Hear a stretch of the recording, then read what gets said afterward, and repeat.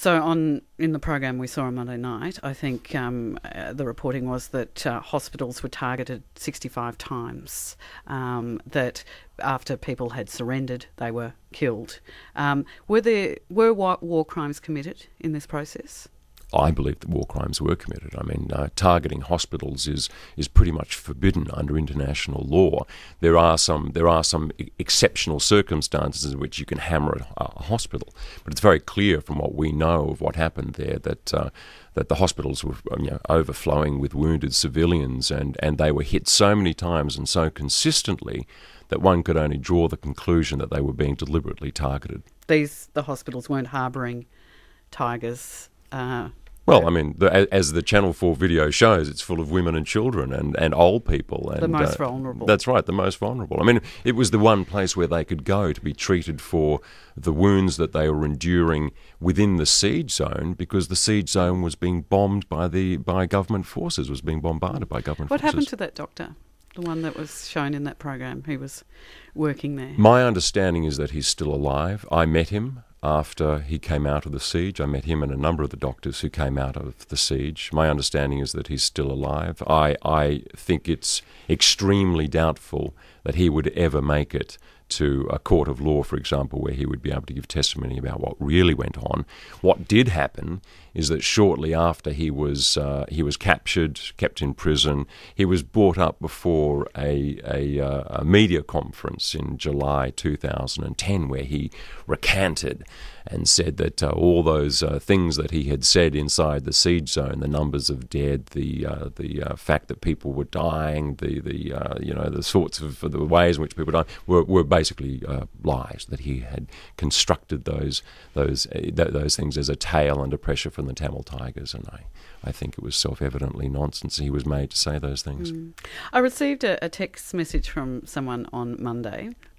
Tuesday, after the program had gone to air, and he wondered, given there had been such a big reaction to the cattle the way they were being slaughtered in Indonesia, why was there not an outcry that morning about what we'd seen about the slaughter in Sri Lanka? How do you answer that? I don't really have an answer, Alex, is the short answer. I mean, you can't avoid the irony of it, of course, and it's terrible. But this is always the problem with wars and conflicts: is the very complicated moral and ethical and historical issues that are entwined with something like this. Cattle, it's very simple, it's very straightforward. Don't be mean to animals. They have no choice. They have no. They are. We are responsible for them. We should look after them. With people, it's always somehow more complex, and certainly with the Tamil civilian population who were caught up in that area, one of the things the government tried to promote was this idea that you really couldn't tell the difference between civilians and guerrillas, and of course that had an element of truth about it. But there were more than 330,000 civilians inside that area, and as far as we know, about 290,000 came out. So it's a much more complicated tale than the one that we've been sold by the government of Sri Lanka. Why hasn't there been attention on this? You've written a book. You're bringing the story to us, but why hasn't there been the world's attention on this? Well, I have said that I think this is a Srebrenica moment for Sri Lanka. The three things, really: the publication of my book a month ago, the publication of the UN Advisory Panel report, which investigated these allegations, which was published in April, and then the Channel 4 documentary. Like Srebrenica, it was a series of crimes that were committed under a canopy, behind closed doors. There was no access from humanitarian workers. There was no access from independent journalists. It took time for the crime to emerge. It was only in 2005 that a video of the Scorpion execution squad finally emerged from the killings in Srebrenica. So it's really rather remarkable, and it's a sign of new technology that it's taken just a couple of years for Channel 4 to stitch together those incredible pictures that you saw in the Channel 4 documentary. The second reason... Because of mobile phones? Because of mobile phones. And exactly. And remember, these pictures were taken by soldiers, all of whom had mobile telephones and could call home and telephone their family and take, happy, snappy trophies of what they were seeing and doing. And that's, eventually those photographs leaked out. So it takes time for the evidence to coagulate, and that's what we're seeing now. We're seeing a body of evidence emerging that is eventually is going to be so persuasive, I believe, that people won't be able to ignore. Are we going to see people prosecuted for war crimes? I believe so. Many people say no, but we're already seeing a shift in Indian domestic opinion as a result of the Channel 4 documentary, because it really has caused such an impact. I mean, it caused such an impact in Britain that questions were asked in Parliament, and the Prime Minister replied that if there was not action on accountability seen in Sri Lanka by the end of the year, that Britain would take the lead on seeing that there would be a properly constituted international inquiry into what happened in the last months of the war in Sri Lanka. So I believe that there will eventually be some sort of process. Again, it brings into question brings to mind rather the argument that is being thrust forward by the government now, which is that don't look what happened in the war because it's spoiling reconciliation. Reconciliation is much more complicated than that, I'm afraid. I really don't think that you can simply kill tens of thousands of people and then insist that somehow life has returned to normal and everything is peaceful. This was the problem with Sri Lanka in the previous decades. There had been many episodes of mass killing, none of which were investigated. That's when I watched the footage, particularly after the rapes of the young women, and their bodies were being dragged onto the trucks by soldiers, and I thought, so those soldiers, do they go up through the ranks then, and they remain within that society? How can there be reconciliation? Yeah, well, I mean, look, these are village boys. These are boys who come from the south of Sri Lanka. They're thrown into a pretty unbearable. War is always awful. They're thrown into an unbearable situation. They're told to tidy up bodies. They come across people who are half alive. Perhaps they come across people who are alive. Rape and mistreatment goes on. In a sense, it's no surprise. Nasty stuff always happens in war.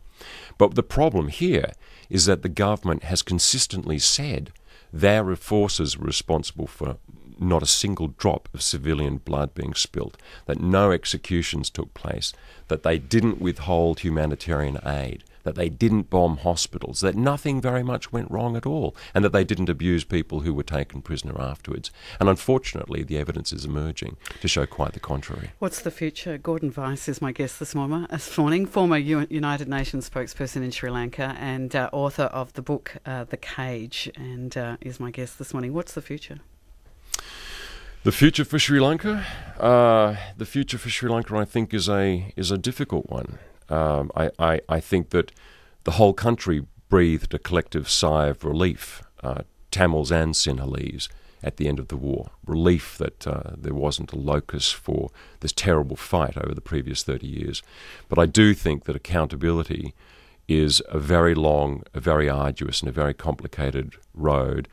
I also hold the personal belief, based on past history and my involvement in places like Bosnia and other conflict areas, that in order to begin reconciliation, there needs to be an acknowledgement of the terrible pain and suffering that people have been through. And by simply denying that, I think it's generally recognised that Sri Lanka is setting off on the wrong path. Gordon Weiss, you've written this book, as I said, The Cage, The Fight for Sri Lanka and the Last Days of the Tamil Tigers. What's next for you? Well, immediately next, I'm attending a book launch this evening at a well-known bookshop in Manukau in Canberra. That's at 6 p.m. It's open to the public. For me, beyond that, I have the Edinburgh Festival where I'm presenting this book.